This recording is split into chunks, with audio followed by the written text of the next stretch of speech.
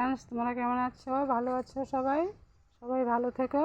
আজকে তোমাদের আমার একটা আনারসের গাছ আছে বা বাগানও বলে চলে।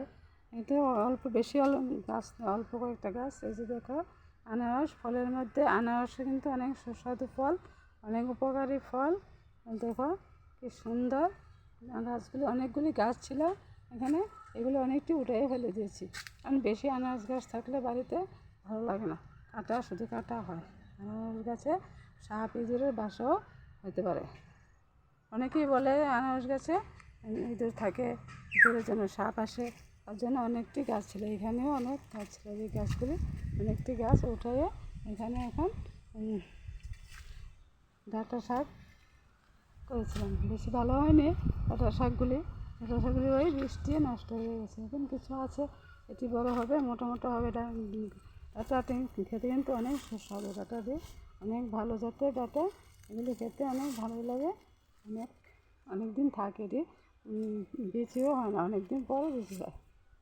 আমি যে কথা বলতে আসছিলাম, আনারস। এই যে দেখো আনারস, এদিকে একটা আনারস, তারপরে এই যে দেখো এদিকে একটা আনারস, এদিকে একটা না, এদিকে দুটো আনারস, আর একটা নিচে আছে, তোমাদের দেখাতে পারছি না কাটার জন্য।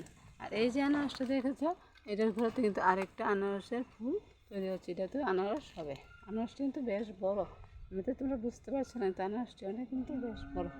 দেখো এদিকে একটা ব্যাগে আছে, এটার ঘোরাতে কিন্তু আবার আনারস ধরবে, এই যে একটা দুটা, এদিকে একটা আনারস আছে, এটা বেশ বড় আনারস, অনেক বড় হয়েছে কিন্তু আনারসটা কিন্তু অনেক বেশ বড়।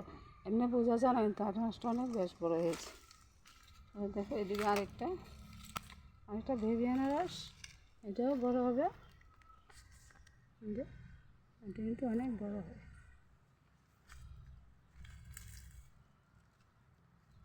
বেশ কয়েকটা আনারস কিন্তু ধরেছে এখন, গাছ কিন্তু বেশি নেই। ইচ্ছে থাকলে বাড়িতেও কয়েকটা গাছ লাগিয়ে আনারস খাওয়া যায়।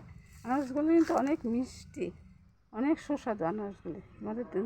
মানে কীভাবে বলবো, আনারসগুলি অনেক মিষ্টি হয়। দিয়ে আরও অনেক ছিল,